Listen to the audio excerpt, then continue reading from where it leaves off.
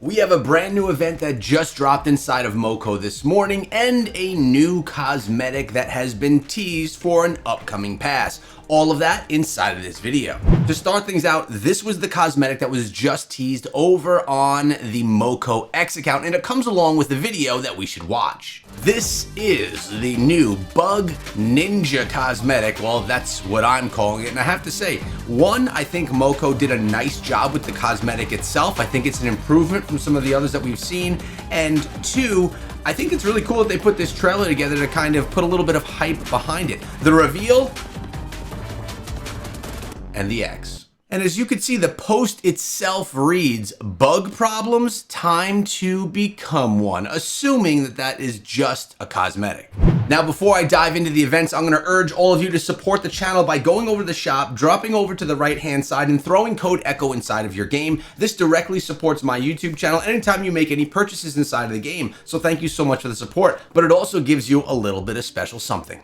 And that special something is when you do use my code inside of the game, you are sent an exclusive invite to the Code Echo chat. This chat has zero limits, no cap on members that could be inside of it, and we interact there every single day. And I even bring people into my videos like we did, showing off the event inside of this one.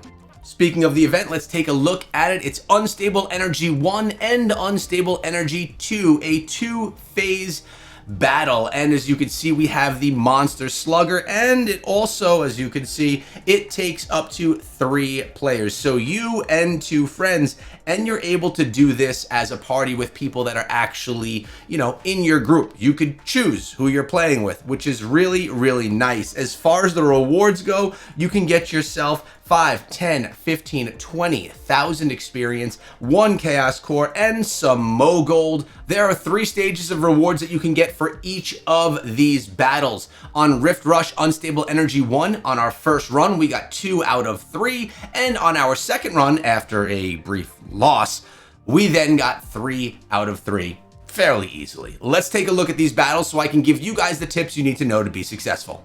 In Unstable Energy 1, you are going to be running through a stage. You're going to be encountering a bunch of enemies along the way, and you have the boombox, you have the heal, and of course you have the monster slugger as your weapons and your support.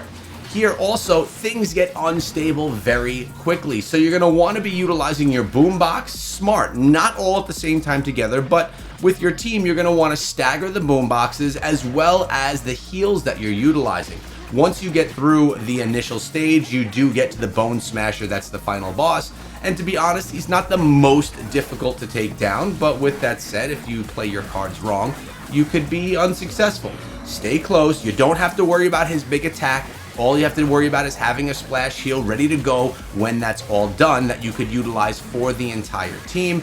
Take down the Bone Smasher, get all close together is probably the best strategy. I would suggest 1 on top, 1 on the bottom, and 1 on either side of the Bone Smasher. That way he can't attack all of you at the same time, and utilize that splash heal so you could all still get it because you are in close proximity to the boss. Pretty easy one to take down, but can you get it done in the right amount of time? We were shy and only got ourselves 2 stars out of the 3 on our first try. And inside of Unstable Energy 2, you are not running through a stage, but all the monsters are coming to you. You have 8 waves to defend against, and like the previous round, the same tips apply. What you'll probably want to do is have all of the enemies come to you in the center. That way, when you use your boombox, you can get many of them in one strike. When you use your splash heal, you can also get your teammates because you're all kind of hanging out inside of the barriers that you see. Notice there's a barrier in the top right, top left, bottom right, and bottom left. If you stay within those, you have a pretty good chance of being able to heal you and your teammates as long as you're all within that squared-in area. As far as saving your boomboxes, there are rounds that have bigger bosses and rounds that have smaller. As you just saw from that previous, a lot of small enemies went down very quickly with 1 shot of the boombox. But then you do have stages that have some bigger ones. Here you have some spitters that are actually going to pull you out from the center where I told you is your safe place to stay. And they're going to try to go at range so they can pull you as a team apart.